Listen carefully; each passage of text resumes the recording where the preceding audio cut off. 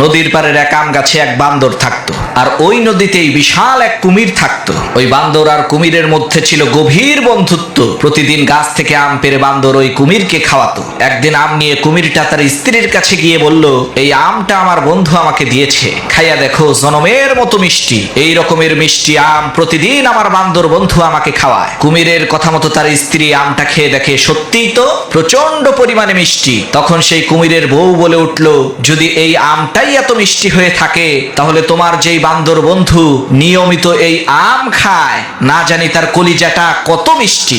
আমি কিছুই বুঝি না, যে কোনো মূল্যেই হোক আমাকে ওই বান্দরের কলিজাটা তুমি এনে দিবা। বউয়ের এই কথা শুনে পরের দিন কুমিরটা বান্দরের কাছে যেয়ে বলল, ভাই বান্দর, তোমার ভাবি তোমাকে দাওয়াত দিয়েছে।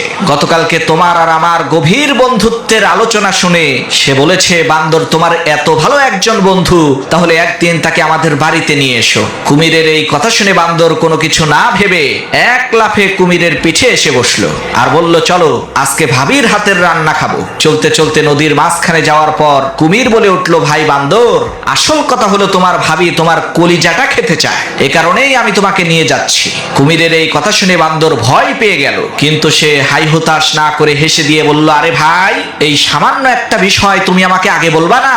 আমি তো আমার কলিজাটা আম গাছেই রেখে এসেছি, তুমি আগে বললেই তো সাথে করে নিয়ে আসতাম। তাহলে এখন চলো কলিজাটা আগে আম গাছ থেকে নিয়ে আসি। বান্দরের কথা শুনে যখনই কুমিরটা আবার ওই নদীর পাড়ের আম গাছের কাছে এসেছে, তখন সেই বান্দর এক লাফে আম গাছে উঠে বলল, আরে বেটা ধোঁকাবাজ, যা এখান থেকে। আমি তোর উপরে ভরসা করেছি, তোকে মহব্বত করেছি, আর তুই আমার সাথে এত বড় ধোঁকাবাজি করলি। প্রিয় বন্ধুগণ, আজকাল এই দুনিয়ার পরতে পরতে ধোঁকাবাজ লুকিয়ে আছে। আপনি সবাইকে যখন বিশ্বাস করবেন, সবাইকে যখন ভালোবাসবেন, তখন অবশ্যই কিন্তু আপনি ধোঁকাবাজের খপ্পরে পড়বেন।